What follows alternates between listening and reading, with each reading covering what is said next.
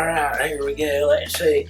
Well, welcome to another story time with Steemit, and this time we're going to be reading a story called "Blaming Eurus."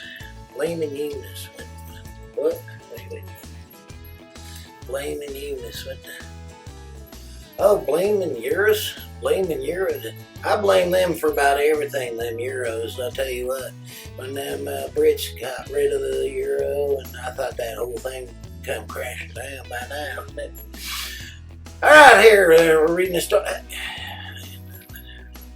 Hey, I thought you said this here story had moonshine. It was about moonshine or something. What the? Oh, moonshine. Well, you know what? I'll be in my trailer. You get this all straightened out if you... Oh, it's in my contract. I gotta read this? Well, I suppose there's nothing for it. Here we... All right. A forested fire had raged through the night. Neath a crescent blue hemimorphite. I ran into one of those one time over at the Walmart. What on earth could be sparking these tree-token flames? Thought the moon, hanging vexed as the scorching increased. So he questioned the clouds, he demanded some names. It was Eurus, sorry. You're the wind of the east. She arrived a month early to breathe on the land, but her wheezing had got out of hand. Now she fires, she fueled past her lines did outgrow. When she called out for help, the resulting denials had caused her to turn then hyperventilate so that the fires had spired for miles. But Eurus was only responsible, surely, for exhaling out prematurely. It was Thunderbolt's javelin arrow light that he crept down the kindle that tended a flame, but the visionless clouds had conspired against her in heaping on Eurus the blame. Yeah, it's easy to blame somebody named Eurus, I tell you what, right there.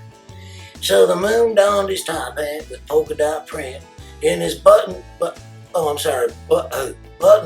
I almost slipped up on that one right there, I tell you. So the moon donned his top hat with polka dot print in his buttonhole one sprig of mint. Then he dipped himself down the penumbral cone and he gathered the clouds in a cumulus quorum. I don't know what that means. Well, let's see. I'm going to start from the top right there. Let's see. Not from the top of the whole thing, of course, but just from the top. So the moon donned his top hat with polka dot print in his buttonhole one sprig of mint. Then he dipped himself down through the penumbral cone and he gathered the clouds in a cumulus quorum. I did it. Young Eurus, you named as the force atoned, she was unfairly flagged in this form. Now a drama ensued as the man of clouds. It can rival the violentest crowd. Soon the Cirrus and Stratus were coming to blows, and the cumulonimbus was threatening hell. As the moon blew his whistle to calm down the foes, a green shell was sucked up in the gale. You know, I knew a gal named Gail. She sucked too, yeah. But poor Eurus was watching. She acted at once, for she saw in his saving a bunce. So up scooting the turtle, she suffered him to unspare. So up scooting. Wait. We're gonna just do that whole verse over. And yeah, her name was Gail. She sucked too, I tell you what. But poor Eurus was watching. She acted at once, for she saw in his saving a bunce. So up scooping the turtle, she surfed him on the spray, and the weight of his body that wind did defray, blowing turtle shell safely to Banderas Bay.